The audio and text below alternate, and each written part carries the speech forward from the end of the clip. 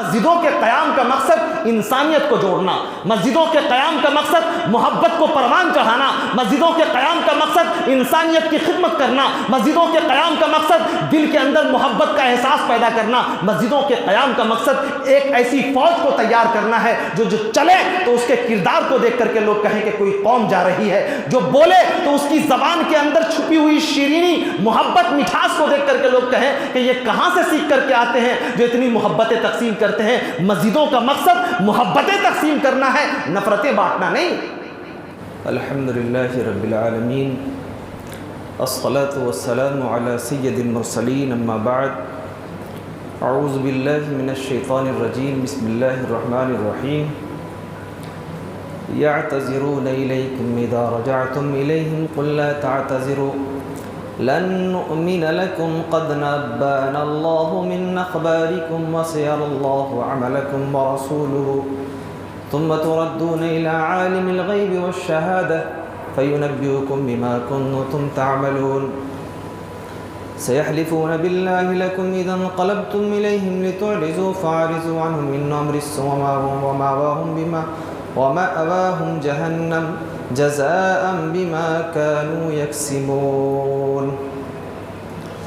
اللہ تعالیٰ کا بے پناہ شکر و احسان ہے، اس مالک کا، اس خالق کا، اس رب ذوالجلال کا، جس رب ذوالجلال نے آج ہم سبھی لوگوں کو 11 پارے کی تلاوت سننے کی اور حافظ صاحب کو پڑھانے کی توفیق بخشی۔ میں دعا کرتا ہوں کہ اللہ تبارک و تعالیٰ آپ کے سننے کو بھی قبول فرمائے اور حافظ صاحب کے سنانے کو بھی قبول فرمائے۔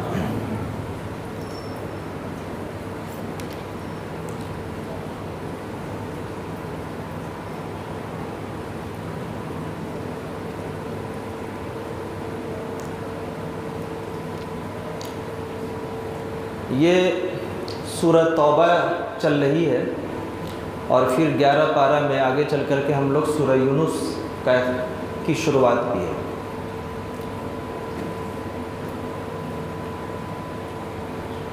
سورہ توبہ کے حوالے سے کچھ باتیں بتانا ضروری ہے۔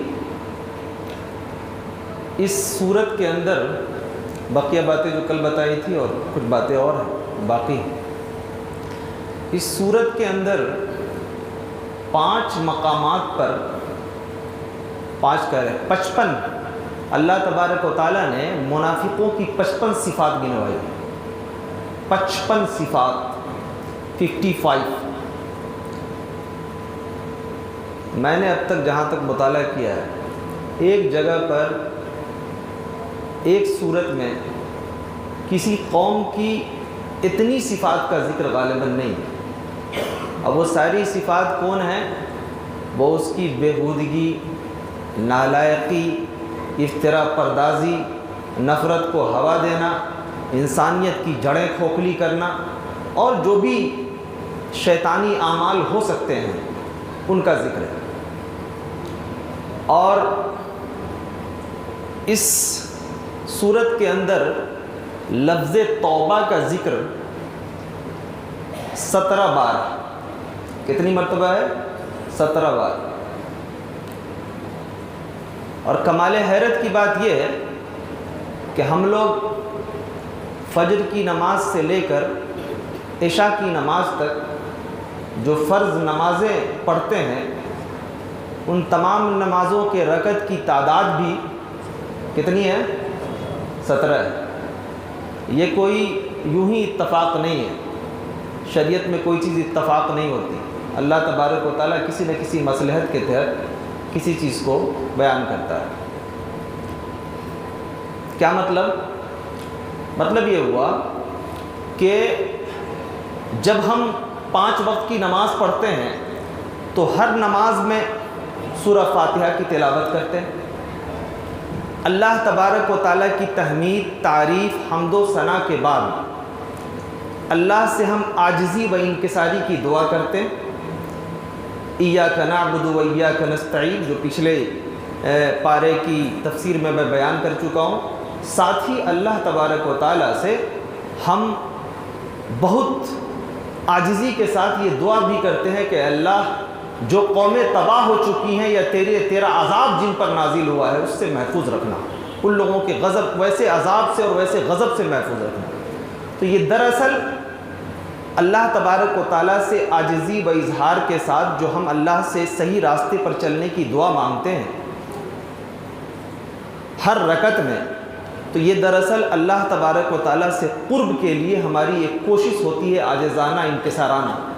اور جب ہم اللہ تبارک و تعالیٰ سے عاجزی و انکساری کی دعا کر رہے ہیں تو اس کا مطلب یہ ہوا کہ ہم اپنے گناہوں سے ایک طرف تائب ہو رہے ہیں، اللہ سے ہم اللہ کے سامنے یہ کہہ رہے ہیں کہ مولا اب تو جو راستہ دے گا اور ان چیزوں سے محفوظ رکھے گا تو ہم اپنے گناہوں کو دہرائیں گے۔ یہ 17 مرتبہ آنے کا جو میں نے ذکر کیا۔ اچھا، یہ صورت واحد ایسی صورت ہے جو یکبارگی ایک ساتھ اللہ کے رسول پر مکمل نازل ہوئی، اور اس صورت کے نازل ہونے کے بعد اللہ کے رسول اس دنیا سے رخصت ہو گئے۔ کیا بات سمجھ میں آئی؟ مطلب یہ ہے کہ گناہ کا صدور ہو جانا یہ اپنے آپ میں زیادہ حیرت کی بات نہیں ہے۔ انسان ہے تو گناہوں کا صدور ہوگا، لیکن گناہوں کے صدور کے باوجود اگر مرتے وقت ایک کلمہ گو انسان کی زبان پر توبہ نہیں ہے تب اسے خیر منانا چاہیے کہ اللہ تبارک و تعالیٰ کی بارگاہ میں ہم کیا منہ لے کر کے جائیں گے۔ اس لیے اللہ سے یہ دعا کرنی چاہیے کہ مولا اخیر وقت میں ہماری زبان پر توبہ ہو۔ کوئی نہیں جانتا کہ جانے انجانے میں اس سے کون کون سے گناہ سرزد ہوتے ہیں، کون کون سی خطائیں ہوتی ہیں۔ آدمی کر گزرتا ہے، چل رہا ہے، جی رہا ہے، لیکن اس کو خبر نہیں کہ میرے ساتھ کیا ہو رہا ہے، میں کیا کر رہا ہوں۔ بہت سارے اعمال ایسے ہوتے ہیں جو انسان اپنے رو میں کرتا ہے، لیکن اس کی غفلت کی وجہ سے اللہ تبارک و تعالیٰ بڑے بڑے اعمال کو رائگاں کر دیتا ہے اور غارت کر دیتا ہے۔ تو مرتے وقت زبان پر توبہ ہونا ضروری ہے۔ اب آئیے، اس پارے کے اندر 4 واقعے کا ذکر کیا گیا جو بہت اہم ہے۔ یہ کچھ آواز کر رہا ہے منہ کر کے، معلوم ہے؟ اس کو تھوڑا سا ٹھیک کر دیجیے۔ مؤذن صاحب پچھلی صف میں مت بیٹھیے، آپ کی جگہ یہاں ہے، دیکھیے۔ ہاں، یہ مسلسل ساؤنڈ کی آواز آ رہی ہے، اس کو دیکھ لیجیے ذرا۔ دوسری بات یہ، بچوں کا جو بیچ میں جو پہلوانی چل رہی ہے نا، ان کو کہیں پہ بیٹھ جائے۔ بچے تو بدمعاشی کرتے ہی ہیں، لیکن تھوڑا اگر بچے کے باپ کو اگر اپنی ذمہ داری نبھا لے تو وہ انشاءاللہ بہت ڈسپلن میں رہے گا۔ تو بہرحال اس پارے کے اندر اللہ تبارک و تعالیٰ نے 4 واقعے، بہت اہم واقعے کا ذکر کیا ہے۔ بہت غور سے سنیے گا۔ اللہ تبارک و تعالیٰ کسی بھی واقعے کا ذکر بے محل نہیں کرتا ہے، اس کے پیچھے ایک داستان چھپی ہوتی ہے، سبق کی، عبرت کی، موعظت کی، صحیح راستے پر چلانے کی۔ سب سے پہلی داستان ہے مسجد زرار کی۔ یہ مسجد زرار کیا ہے، اس کے صفات کا بھی ذکر آئے گا آگے، میں بیان کرتا ہوں۔ دراصل ہوا یہ کہ اللہ کے رسول جب مکہ سے، جب اللہ کے رسول کا ذکر آئے تو صلی اللہ علیہ وسلم ضرور کہیں۔ جب اللہ کے رسول صلی اللہ علیہ وسلم مکے سے ہجرت کر کے مدینہ تشریف لے گئے تو وہاں پر ایک خود ساختہ قسم کا راہب تھا، ابو عامر اس کا نام تھا۔ وہ خزرج کے قبیلے میں تھا۔ پہلے بات یہ جانیے کہ مدینے کے اندر 2 قبیلہ اور ایک قوم رہتی تھی، ایک قبیلہ اوس، دوسرا خزرج اور تیسرا یہودی۔ ٹھیک ہے، یہ اوس اور خزرج کون تھے، کیوں نام تھا اس کا، یہ بھی جاننا ضروری ہے۔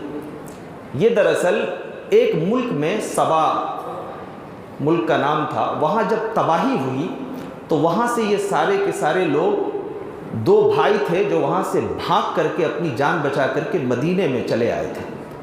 اس میں ایک بھائی کا نام تھا اوس، دوسرے کا نام تھا خزرج۔ کیا نام تھا، یاد رکھنے کا ہے، ہسٹری کی بات ہے، اوس اور خزرج۔ اور اسی سے 2 قبیلے سے لوگ بعد میں ڈیولپ کر کے اس کی اولادیں بڑھی، تو 2 قبیلہ ہو گیا، ایک اوس اور ایک خزرج۔ اور تیسری جو قوم تھی وہ یہودی تھی، یعنی انسان کی شکل میں جو یہ شیطان ہے یہ ہر جگہ لگا رہتا ہے تاکہ اللہ تبارک و تعالیٰ آپ کو آزماتا رہے۔ تو اللہ کے رسول جب، اور اسی خزرج قبیلے سے ایک آدمی تھا جس کا نام تھا ابو عامر راہب اس کا تخلص تھا، ٹائٹل، نام تھا اس کا ابو عامر۔ یہ بندہ زمانہ جاہلیت میں عیسائی قبول کر چکا تھا، کرسچن ہو چکا تھا، اور لوگوں کے سامنے اپنے تقوی کی نمائش کرتا رہتا تھا کہ میں بہت متقی اور پرہیزگار قسم کا آدمی ہوں۔ تقوی کی نمائش کیسے ہوتی ہے؟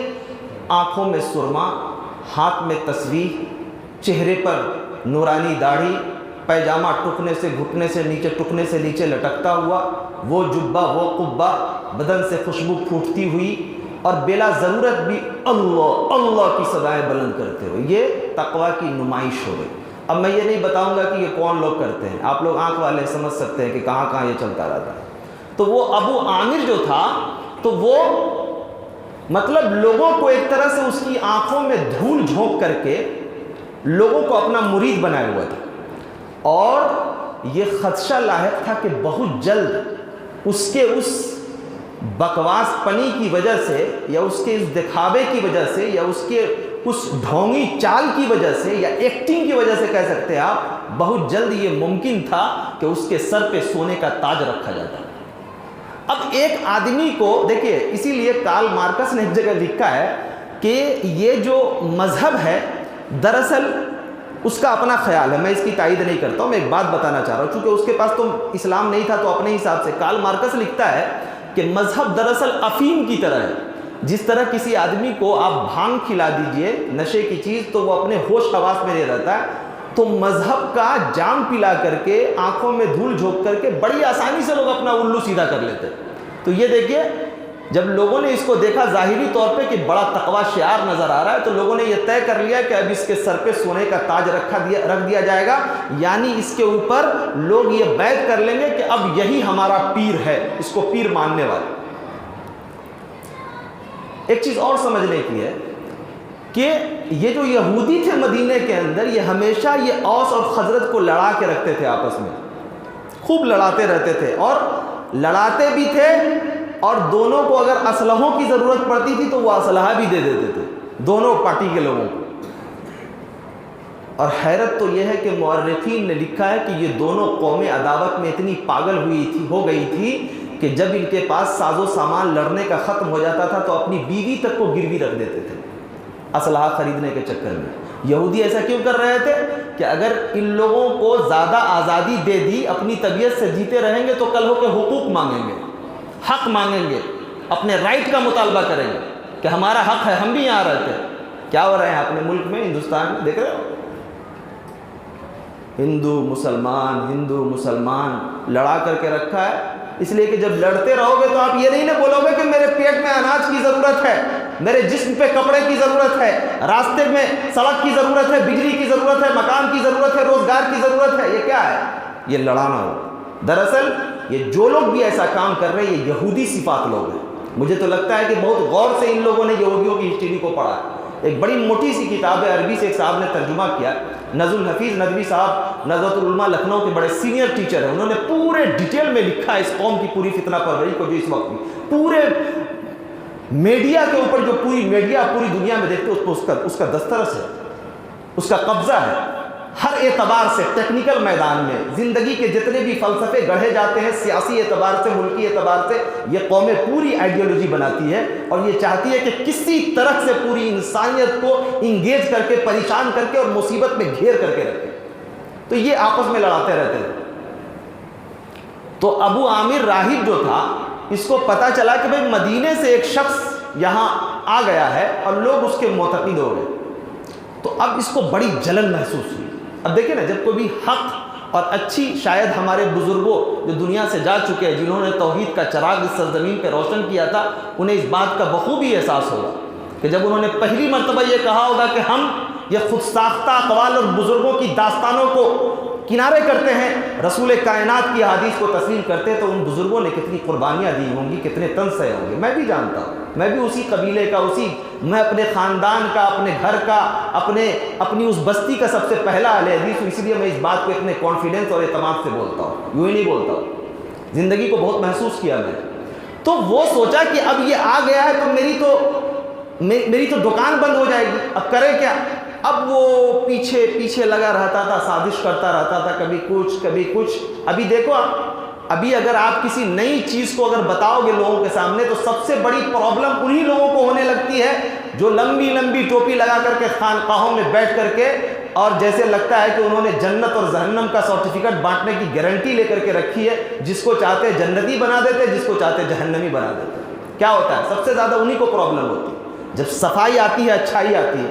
جب اللہ کے رسول مدینے کے اندر آئے اور جب اس نے دیکھا کہ یہ سارے کے سارے لوگ تو اس کے معتقد ہوتے جا رہے ہیں، پتہ کیا چلا؟ ایک بات اور بتاؤ رک کے، پتہ یہ چلا کہ اگر آپ کے پاس توحید کی طاقت ہے، آپ سمپل کپڑے میں بھی ہیں، لباس میں ہیں، آپ کے جسم پہ بڑا لباس نہیں ہے، آپ نے 50,000 کا خوشبو اپنے بدن پہ نہیں لگایا ہے، آنکھوں میں سرما نہیں ہے، لیکن توحید کی طاقت ہے، تو کسی آدمی کے جبہ اور قبہ سے آپ کو ڈرنے کی ضرورت نہیں ہے۔ جائیے توحید کا چراغ جلائیے، توحید خود بخود جو ہے نا اپنی روشنی سے لوگوں کو متاثر کر دے گی۔ تو اللہ کے رسول مکے کے اندر سے مدینہ جب پہنچے تو اس کو سب سے زیادہ پرابلم ہوئی۔ اب جانتے کیا کرتا ہے یہ؟ پورے طور پر صبح شام اس کی منشا تھی کہ کسی طرح اللہ کے رسول کو اور ماننے والے کو ڈیمیج کر دیا جائے۔ بدر میں اللہ تبارک و تعالیٰ نے جب مسلمانوں کو کامیابی عنایت فرمائی تو یہ چلا گیا بھاگ کر کے مکہ میں، اور جا کر کے وہاں کے رئیسوں سے مل کر کے اس کے کان میں جو ہے نا پوائزن بھرتا تھا، اس کو اکساتا تھا کہ ارے کیا ہے تم لوگ، تو ایک مرتبہ ہو گیا تو ڈر گئے، فلانا ہو گیا، یہ ہو گیا، چلو پھر دیکھتے ہیں۔ اس کے کہنے کی وجہ سے، بار بار پش کرنے کی وجہ سے، ایک ہی سال کے بعد جنگ احد کا معاملہ پیش آیا، جس میں اللہ کے رسول، اچھا جنگ احد میں صرف یہ شریک نہیں ہوا، بلکہ یہی ابو عامر راہب جس کے بارے میں بات کر رہے ہیں، جنگ احد میں صرف شریک نہیں ہوا بلکہ اس نے جگہ جگہ گڑھا کھودا، اسی گڑھے میں سے ایک گڑھے میں اللہ کے رسول گر گئے۔ بالآخر اللہ کے رسول کی یہ 4 دانت یہاں سے ٹوٹ گئے، چہرے پر زخم آیا، پیشانی پر زخم آیا۔ یہ جو لوگ بولتے ہیں نا کہ وہ حلوہ جو کھانے والے لوگ ہیں، تو ہم لوگ کبھی کبھی بولتے ہیں نا جب حلوائی کھانے کا شوق ہو تو پھر دانت بھی توڑ لو، دانت کیوں رکھے ہوئے؟ تو وہ اسی واقعے کی طرف منسوخ کر کے اللہ کے رسول کے دانتے دندانے مبارک شہید ہو گئے، زخمی ہوئے، یہ ابو عامر راہب وہاں لگا ہوا تھا۔ وہاں بھی بالآخر بعد میں جب جنگ کا میدان ختم ہو گیا، دیکھا کہ اس کی ساری چیزیں، ساری دسیسہ کاری اور اس کی جو بھی پوائزن پھیلا رہا یہ پورا نہیں ہو رہا، تو یہ بھاگ کر کے ہرقل چلا گیا، جہاں کا بادشاہ عیسائی تھا، حکومت تھی، یعنی ایک چیز اپنے جگہ پہ پہنچ گئی۔ یہاں پہ بات بتاؤں، نالی کے کیڑے کو اگر آپ مخمل کے بستر پہ رکھ دو، وہ رینتا پھر سے اسی گندگی میں پہنچ جائے گا۔ یہ گندی چیز کی فطرت ہے، خصلت ہے۔ اللہ کے رسول کی قربت نصیب ہوئی، رسول کائنات کو دیکھا، جن کی آنکھوں کے ساتھ دل کی آنکھیں روشن تھی، ان لوگوں نے رسول کائنات صلی اللہ علیہ وسلم کے اوپر ایمان لایا۔ اس کے مقدر میں ایمان نہیں تھا، مدینے سے یعنی ایک اچھی جگہ سے ہٹ کر کے یہ چل گیا، پھر لوٹ پہنچی وہیں پہ خاک جہاں کا خمیر تھا۔ اسی لیے جلیل مالک پوری نے ایک بات کہی ہے کہ دل کی بستی میں ہوس باعث فتنہ ہے جلیل، دل کی بستی میں ہوس باعث فتنہ ہے جلیل۔ اس یہودی کو مدینے سے نکالا جائے، کیا سمجھے؟ یعنی دل کے اندر جو ہوس ہے، خواہش ہے، یہ ایک طریقے کا فتنہ ہے، اور یہ دل تو مدینہ ہے نا، تو اب اس یہودی کو دیکھو، فتنہ کو یہودی سے تشبیہ دیا کہ اس یہودی کو مدینے سے نکالا جائے، ہٹاؤ پھینکو اس کو، ورنہ یہ جب تک رہے گا نا ہوائے نفس کی پیروی پر ابھارتا رہے گا اور معصیت اور گناہوں کے دروازے کھلتے رہیں گے۔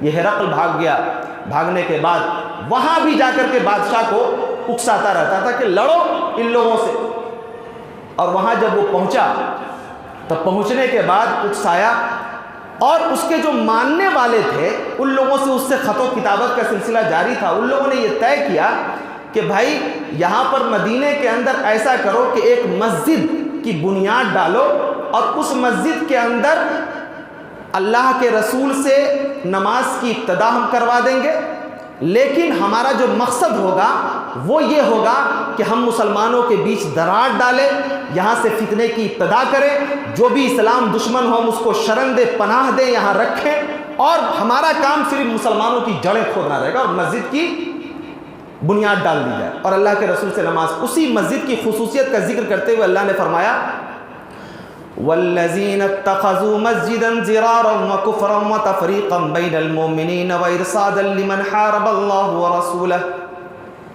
مسجد کے صفات کا ذکر اللہ تبارک و تعالیٰ نے فرمایا کہ وہ مسجد ایسی مسجد ہے جس کے اندر صرف نفاق، فتنہ پروری کی ابتدا ہوگی، اور کہا کہ کفرا و تفریقا بین المؤمنین، اور مسلمانوں کے بیچ ایک طریقے کی دار کی صورت پیدا کی جائے گی اس مسجد کے ذریعے، اور اللہ اور اس کے رسول کے جو حدود ہیں، جو بتائے ہوئے طریقے ہیں، وہ ساری چیزوں کی مخالفت کی جائے گی۔ وہاں پر مسجد کی ابتدا کر دی گئی، ابھی شروع نہیں ہوئی مسجد۔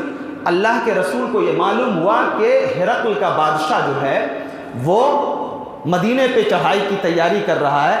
کچھ لوگ آئے وفد بن کر کے، اللہ کے رسول یہ مسجد ہے، دیکھیں کتنی چپنی چپٹی بات کرتا ہے۔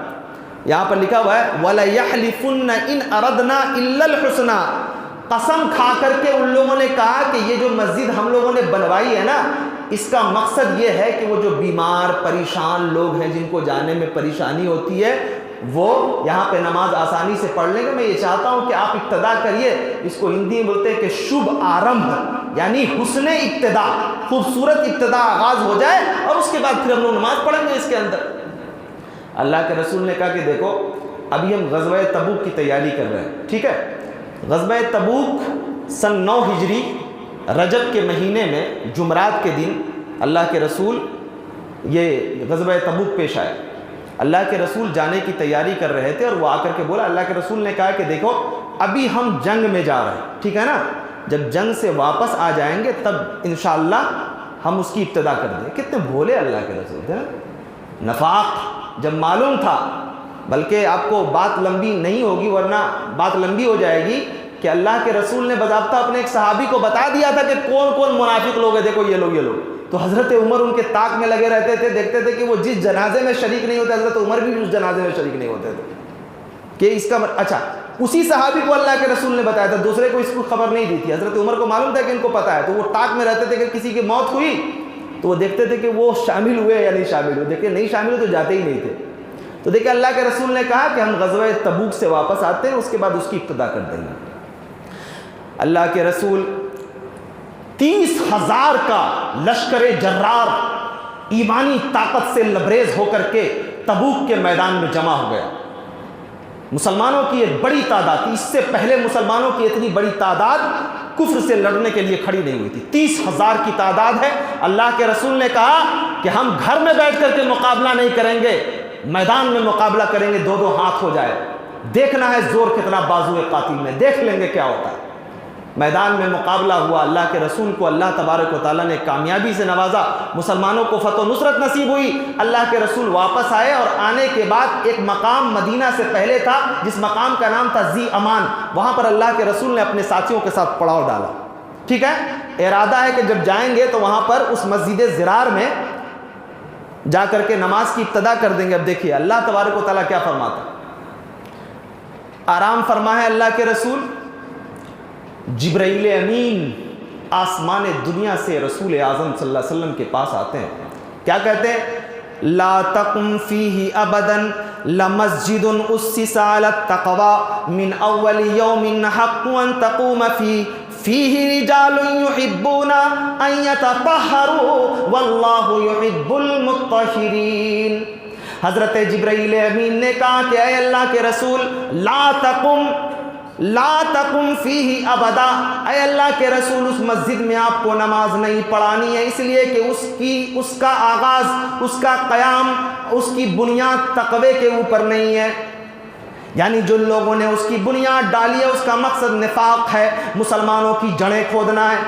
آج دیکھو بہت ساری مسجدوں سے جہاں پر مسجد کا مقصد اللہ تبارک و تعالیٰ کے پیغام کو عام کرنا، رسول اعظم کے احکامات کو عام کرنا اور اللہ تبارک و تعالیٰ کے جو احکامات ہیں ان سے بتانا، لوگ صرف کھڑے ہو کر کے کبھی وہابی دیوبندی یہ وہ دنیا زمانہ الٹا سیدھا، نہ قرآن نہ حدیث، بس یہی کرتے رہتے صاحب۔ مسجدوں کے قیام کا مقصد انسانیت کو جوڑنا، مسجدوں کے قیام کا مقصد محبت کو پروان چڑھانا، مسجدوں کے قیام کا مقصد انسانیت کی خدمت کرنا، مسجدوں کے قیام کا مقصد دل کے اندر محبت کا احساس پیدا کرنا، مسجدوں کے قیام کا مقصد ایک ایسی فوج کو تیار کرنا ہے جو چلے تو اس کے کردار کو دیکھ کر کے لوگ کہیں کہ کوئی قوم جا رہی ہے، جو بولے تو اس کی زبان کے اندر چھپی ہوئی شیرینی محبت مٹھاس کو دیکھ کر کے لوگ کہیں کہ یہ کہاں سے سیکھ کر کے آتے ہیں جو اتنی محبتیں تقسیم کرتے ہیں۔ مسجدوں کا مقصد محبتیں تقسیم کرنا ہے، نفرتیں بانٹنا نہیں۔ تقوی پر اس کی بنیاد ہونی چاہیے، یہاں سے صرف انسانیت کا فروغ ہوگا۔ اور بہت ساری باتیں میں بتا چکا ہوں کہ انسانیت کا فروغ کیسے ہوتا ہے، اسلام نے کیا تعلیم دی، اس کو ریپیٹ نہیں کرنا چاہتا۔ اللہ تبارک و تعالیٰ نے فرمایا لا تقم فیہ ابدا، اس مسجد کی جو آپ بنیاد ڈالنے کے لیے وہ شروعات کرنے کے لیے جا رہے ہیں نا، یہ تقوی کی بنیاد پر نہیں ہے، بلکہ آپ اس مسجد میں نماز ادا کیجئے جس مسجد کی بنیاد تقوی پر ہے، یعنی مسجد قباء، اس سے مراد مسجد نبوی بھی ہو سکتی ہے، مسجد قباء جس میں ایک وقت نماز پڑھنے کا ثواب جو ہے وہ عمرہ کے برابر ہے۔ اللہ کے رسول کو اللہ تبارک و تعالیٰ نے کیا کہا کہ اس مسجد میں آپ نماز پڑھیے، ان تقوم فیہ رجال یحبون ان یتطہروا واللہ یحب المطہرین، جہاں پہ پاک لوگ جاتے ہیں، تقوی شعار لوگ جاتے ہیں، توحید پرست جاتے ہیں، اور واللہ یحب المطہرین، اور اللہ تبارک و تعالیٰ پاک رہنے والے لوگوں کو بہت پسند کرتا ہے۔ اس پر ایک مفسر لکھتا ہے کہ اذا اردت ان تطہر للقلب فاکثر للمسجد، کہ اگر آپ یہ چاہتے ہیں کہ پاک رہنے کے لیے، تو عام طور پر کیا ہوتا ہے کہ لوگ پاک رہنے کے لیے وضو کرتے ہیں یا پھر نہاتے ہیں، غسل کرتے ہیں۔ ایک مفسر کہتا ہے کہ دل، یہ آدمی تو اوپر سے پاک رہتا ہے، لیکن اگر دل کی پاکی چاہیے تو مسجد میں بار بار آؤ، بار بار آؤ، اس ایمان اور یقین کے ساتھ آؤ۔ ایسے نہیں آؤ کہ تمہارا موبائل چالو ہو اور نماز سے زیادہ تمہارے موبائل پہ توجہ ہو، ایسے آؤ کہ دل لگا رہے۔ جہاں پر اللہ کے رسول نے ذکر کیا نا کہ حشر کے میدان میں اللہ کے عرش کے سائے میں جو لوگ جگہ پائیں گے، اس میں سے ایک شخص وہ بھی ہوگا، وَرَجُلٌ قَلْبُهُ مُعَلَّقٌ فِي الْمَسَاجِدِ، جو ایک وقت کی نماز پڑھ کے آتا ہے اور اس کا دل اٹکا رہتا ہے کہ کب مؤذن اذان کی صدائیں بلند کرے گا، ہم گھر سے نکلیں گے۔ اللہ اکبر۔ تو مسجد، دل کی اگر پاکی چاہتے ہو تو مسجدوں سے جڑے رہو۔ اسی لیے اللہ تبارک و تعالیٰ نے خاص طور پر آپ کی عبادتوں کے لیے مسجدوں کا انتظام اسلام کے اندر موجود ہے۔ بہرحال تو یہ جسٹ اس کے بعد، یعنی پورے مسجد ضرار کے حوالے سے ذکر کرنے کے بعد اللہ تبارک و تعالیٰ نے پاکی کا ذکر کیا کہ اسلام میں جب بھی کسی دین کا کام کرنا ہے تو اس کی بنیاد تقوی پہ ہو، پاکی پہ ہو، طہارت پہ ہو، اس کے اندر کسی بھی قسم کی برائی، شر اور دل کے اندر کوئی کینہ نہ ہو، یہ اللہ تبارک و تعالیٰ چاہتا۔ ایک حیرت کی بات میں بتاؤں آپ کو، یہ جو ابو عامر راہب جو تھا نا، یہ حضرت حنظلہ کے والد گرامی تھے۔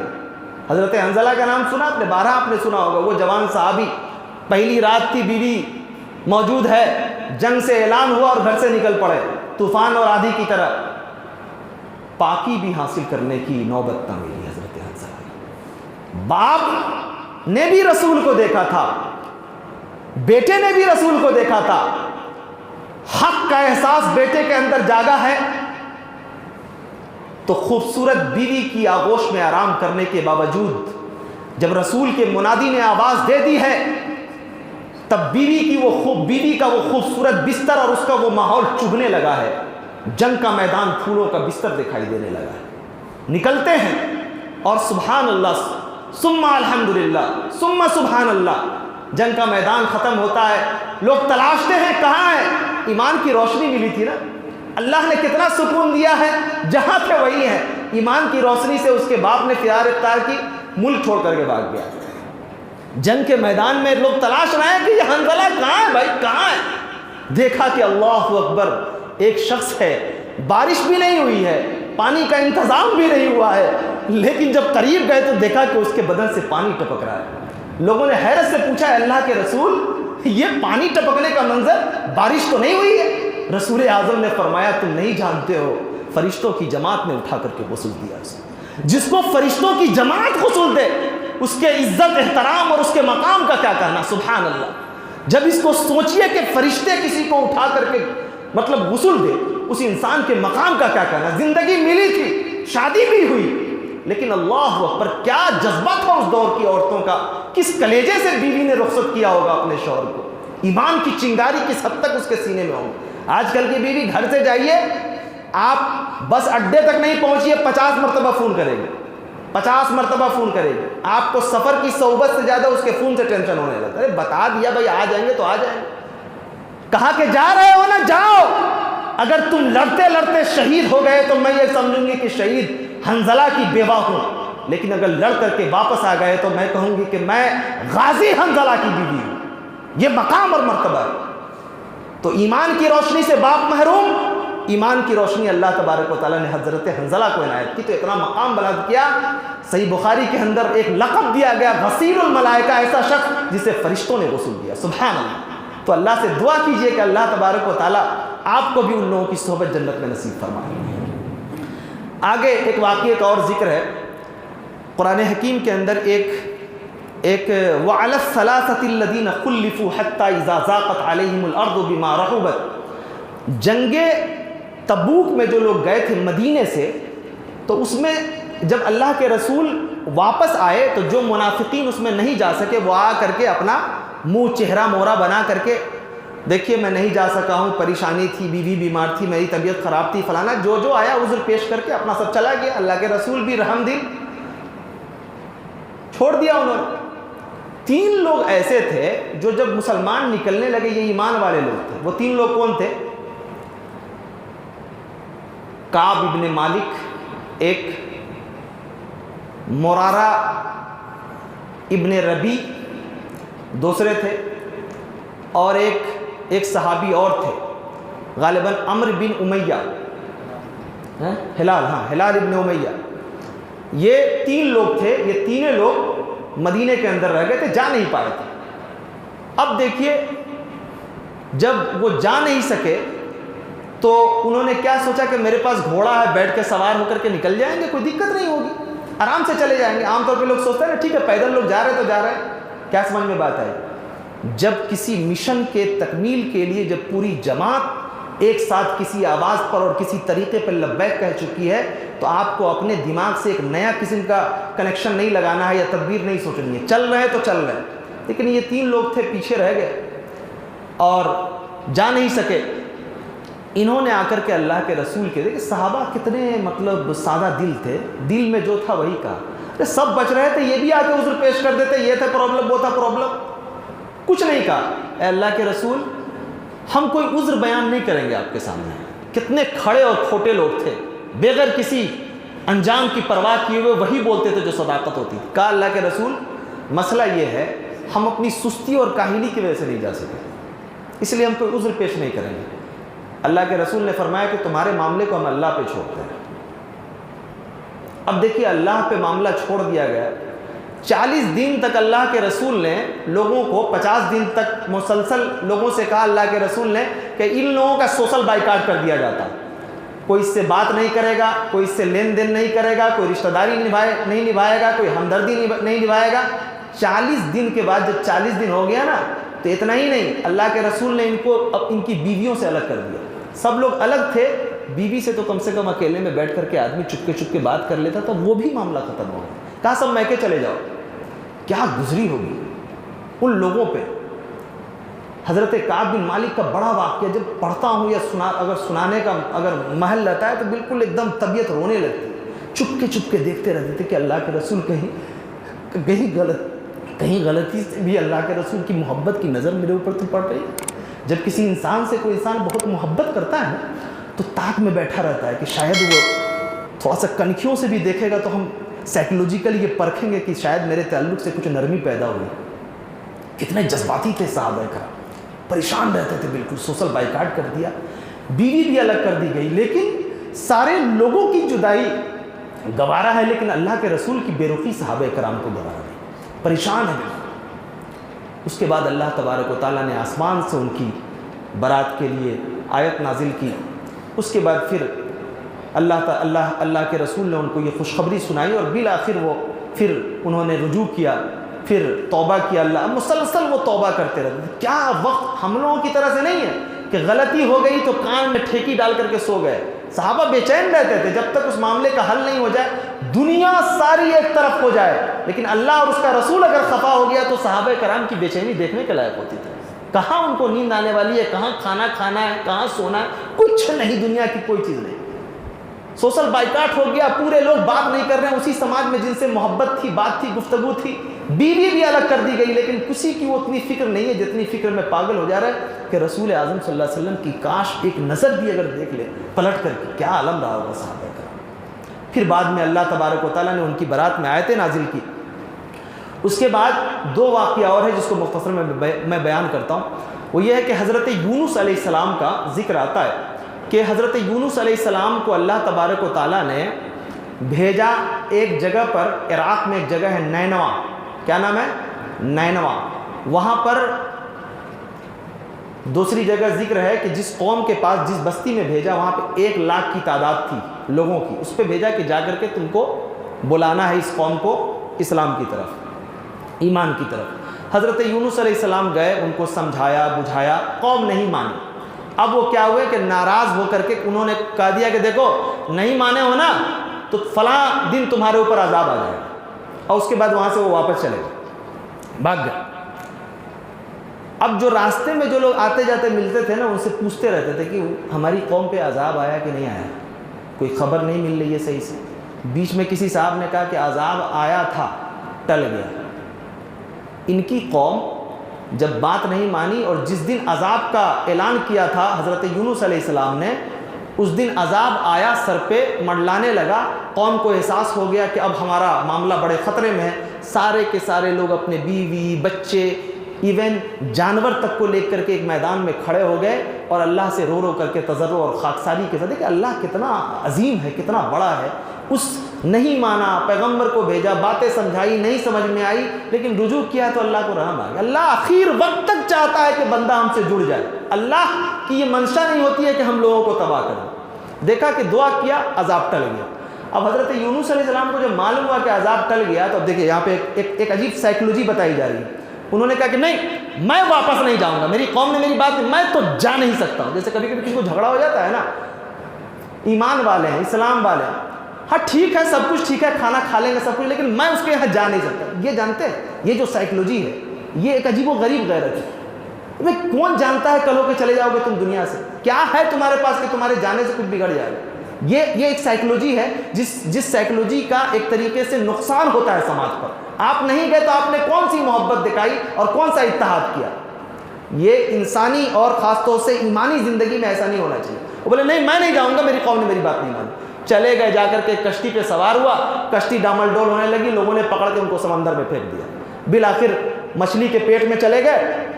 اب دیکھیے وہاں پر تہبتا، سمندر بھی اندھیرا، مچھلی بھی اندھیری، مچھلی کے پیٹ میں داخل ہو گئے۔ اس میں اللہ تبارک و تعالیٰ، اب اندھیرا چاروں طرف سے، کچھ سمجھ میں، مچھلی کے پیٹ کے بارے میں آپ جب سائنس کا مطالعہ کریں گے آپ کو سمجھ میں آئے گا کہ مچھلی کے پیٹ میں اتنی گرمی ہوتی ہے کہ اگر آپ لوہا ڈال دو تو پگھل جائے۔ آپ پڑھو اس کبھی گوگل پہ سرچ کر کے آپ کو سمجھ میں آئے گا، لوہا ڈال دو تو پگھل جائے، اتنی گرم ہوتی ہے مچھلی۔ اس میں اللہ تبارک و تعالیٰ نے حضرت یونس علیہ السلام کو پہنچا دیا۔ اب بتائیے اس گرم ترین جگہ میں اللہ نے ان کے دیکھیے قوم نے تو یہ کہا کہ بات نہیں مانی، نبی سے غلطی یہ ہوئی کہ ان کو اور سمجھانا چاہیے تھا، راہ فرار اختیار نہیں کرنا چاہیے تھا، اللہ کے حکم کا انتظار کرنا چاہیے تھا، اپنی مرضی سے بھاگ گئے۔ پتہ کیا چلا کہ اگر اپنی مرضی سے اللہ تبارک و تعالیٰ کے حدود کو اگر کوئی پیغمبر بھی اگر چھلانگتا ہے یا اگر اس بارڈر کو کراس کرنا چاہتا ہے، اللہ کی پکڑ آ جاتی ہے، اس گرفت سے آزاد نہیں ہو سکتا۔ تو ہم لوگ جو زندگی میں پتہ نہیں کتنے گناہوں کا پورا کاروبار کھول کر کے رکھے ہیں، اپنی خیریت منائے ذرا۔ وہ اندر چلے گئے۔ اچھا ایک چیز بتاؤ، پوری انسانی زندگی میں سائنس نے آج تک کبھی پوری تاریخ میں ایسا نہیں ہوا ہوگا کہ ایک انسان کو دنیا میں آنکھ کھولنے کے بعد کوئی ایسی آئیڈیالوجی یا کوئی ایسا فلسفہ سامنے آیا ہوگا کہ دھوپ، ہوا، روشنی اور ان ساری چیزوں سے کاٹ کے ایک بنی بنائی ہوئی دنیا میں کسی آدمی کو محفوظ رکھا جائے۔ یہ فلسفہ حضرت یونس کے واقعے سے پہلے انسان کو پتہ ہی نہیں تھا۔ دیکھتے نہیں ہیں آپ ہاسپٹل وغیرہ میں جب کسی کو سانس وغیرہ کی ضرورت ہوتی ہے، حالات بہت سیریس ہو جاتا ہے تو ایک بند خول کے اندر اس کو رکھا جاتا ہے، اس میں خاص قسم کی ہوا، آکسیجن وغیرہ دی جاتی ہے، اس کو بچایا جاتا ہے۔ میں نے دیکھا ہے بہت سارے بڑے بڑے ہاسپٹل میں مطلب باہر کی کوئی آب و ہوا نہیں، دھوپ نہ ہوا، کچھ بھی نہیں، وہ سب ایک بنی بنائی چیز ہے اور اس میں اس کو ڈال دیا گیا۔ دیکھیے کتنی عجیب و غریب بات ہے یہ اپنے آپ میں، ایک تصور کا مل جانا۔ ارے بھائی ہم نے آپ کو یہ بتا دیا کہ یہاں سے انکم کا راستہ ہے، آپ کو پیسہ جیب میں تو بھر کے نہیں دے دیں گے، راستہ بتا دیا، کوشش آپ کو کرنی ہے، راستہ نکالنا ہے۔ تو ایک تصور، ایک فکر جب ملتی ہے تو وہاں سے انسان ریسرچ کرتا ہے، تب آگے بڑھتا ہے۔ لوگ بہت ریسرچ کر رہے ہیں، صرف ہم ہی لوگ پیچھے ہیں۔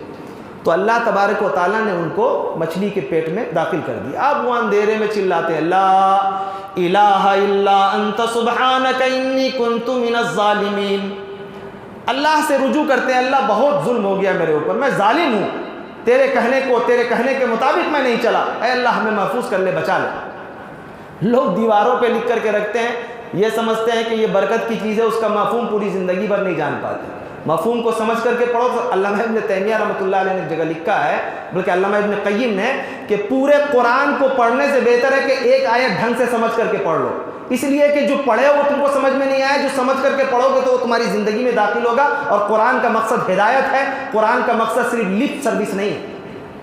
تو اس میں دعا کیا، اور اس دعا کے ساتھ اللہ تبارک و تعالیٰ نے کہا کہ تم مچھلی کے پیٹ میں اپنے گناہ سے رجوع کر رہے ہو نا، جاؤ، اس کے بعد اگر قیامت تک کوئی بھی اگر اس دعا کو اگر پڑھ کر کے ہم سے دعا کرے گا، اللہ تبارک و تعالیٰ مصیبتوں سے اسے نجات دے دے گا۔ اللہ۔ اور پھر بعد میں مچھلی کو اللہ تبارک و تعالیٰ نے یہ حکم دیا کہ جاؤ اس کو سمندر کے کنارے ساحل پہ چھوڑ دو۔ مچھلی نے جا کر کے ان کو چھوڑ دیا، پھر پڑے رہے، ایک لمبی داستان۔ دیکھیے سمندر میں گرے، مچھلی کے پیٹ میں گئے، اللہ تبارک و تعالیٰ کہاں کہاں کس کس نظام سے ہو کر کے اپنے نبی کو باہر نکالتا ہے نا۔ اور چوتھا واقعہ جو اس کے اندر ہے وہ فرعون کا ہے، کہ فرعون کا لشکر اور حضرت موسیٰ علیہ السلام جا رہے ہیں، اور دریائے احمر کے سامنے جب انہوں نے کراس کیا، سمندر ہے سامنے اور پیچھے کیا کہتے ہیں کہ فرعون کا لشکر ہے، قوم پکارنے لگی کہ اب تو ہم پکڑے گئے، معاملہ میرا ختم ہو گیا۔ حضرت موسیٰ علیہ السلام نے کہا کہ انی ربی سیہدین کا لفظ ہے۔ حضرت موسیٰ علیہ السلام نے کہا کہ ارے تم اس سے ڈر رہے ہو، ہمارا رب ہمارے ساتھ ہے نا، وہ مدد کرے گا۔ وہاں پر بھی دیکھیے موت سامنے کھڑی ہے، اس کے باوجود بھی اللہ تبارک و تعالیٰ پہ جو یقین اور اعتماد ہونا چاہیے وہ موسیٰ علیہ السلام کا بحال ہے۔ کہتا ہے کوئی دقت نہیں ہے، اللہ تبارک و تعالیٰ نے ایک اچھے خاصے سمندر میں جہاں نظر جاتی وہاں پر پانی پانی، اللہ تبارک و تعالیٰ نے پتھر کی دیوار کھڑی کر دی اور ایک اچھا راستہ بنا دیا۔ موسیٰ علیہ السلام کی قوم پار ہو گئی۔